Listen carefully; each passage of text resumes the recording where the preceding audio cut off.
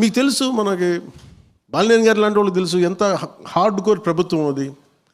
సొంత మనుషులనే వాళ్ళు ఉండేవాళ్ళు లేదు, అలాంటప్పుడు బయట వాళ్ళు ఎక్కడ ఉండేస్తారు.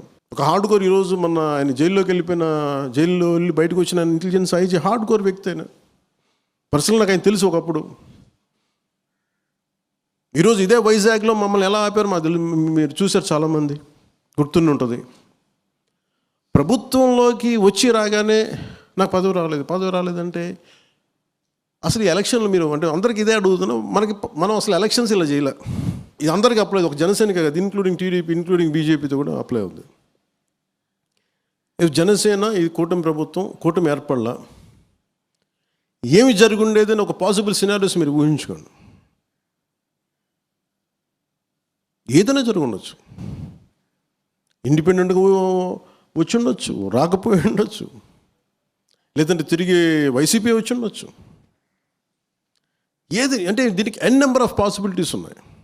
కానీ చాలా స్థిరమైన ఆలోచన విధానంతో దీన్ని ఆలోచన చేసాం, ముందుకు తీసుకెళ్ళాం.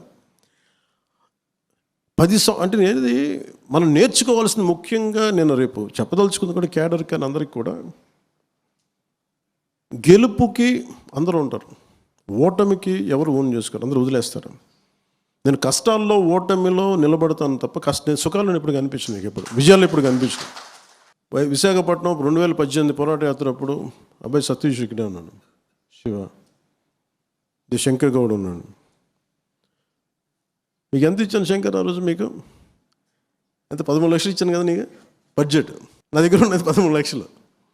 నేను చెప్పాను ముందు పోరాట యాత్ర చేసేద్దాం, ఎవరు ఏది పడితే తిందాం అంతే, లేదా రోడ్డు మీద కూర్చొని పడుకుందాం, లేదా 10,000 తీసుకొని ఎక్కడో సత్రాల్లో పడుకుందాం, లేదు రోడ్డు మీద పడుకుందాం. ఇంత పిచ్చితో వచ్చాను. అని ఇది ఎందుకు చెప్తున్నానంటే మీకు తర్వాత ఒకళ్ళు కదిలారు, కొంత డొనేషన్స్ ఇచ్చారు, కొంతమంది జీతాలు. ఒక టీచరు ఒక రోజువారీ శ్రామికుడు 150 రూపాయలు నాకు పంపిస్తాడు, పని చేసి పంపిస్తాడు. ఒక స్కూల్ టీచరు తనకు వచ్చే నెల జీతంలో ఆ పెన్షన్ని కూర్చోబెట్టి ఇలా పంపిస్తాడు. మొన్నటికి ఎవరో ఒక పోలీస్ ఆఫీసర్ చనిపోతే మొత్తం పెన్షన్ డబ్బుని ఆయన నన్ను కలవలేకపోయారంటే అందుకని కూర్చోబెట్టి నాకు పంపించారు. This is how we run the party apart from my own funds. ఇందా మనోహర్ గారు మాట్లాడుతుంటే ఒక ఫంక్షన్ చేయాలని డబ్బులు లేవు, ఇంకోటి లేవంటే అసలు ఇదివరకు ఏం డబ్బులు ఉన్నాయి? మనం ఇలా హోటల్లో కాకపోతే ఇంకో చోట కలుస్తాం, రోడ్డు మీద కలుస్తాం.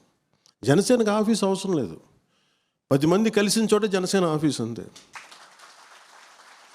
దీని డబ్బులతో పని లేదు అసలు.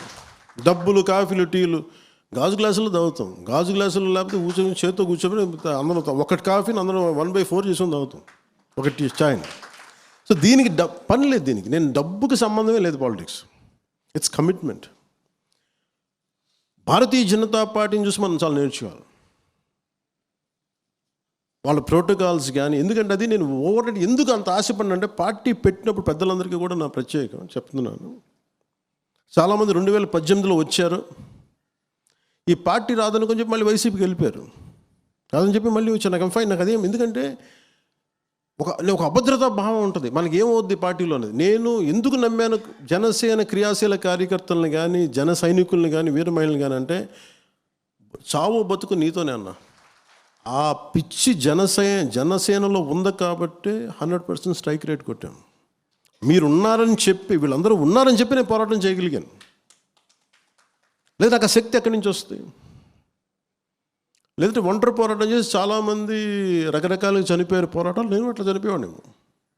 రిజల్ట్ ఓరియంటెడ్ కాదు. నేనేంటంటే ఈ పోరాటం వెనక ఒక రిజల్ట్ చూపించకపోతే ఒక నిష్ప్రయోజనమైన ఆలోచన విధానం వచ్చేస్తుందని చెప్పి నా ఉద్దేశం.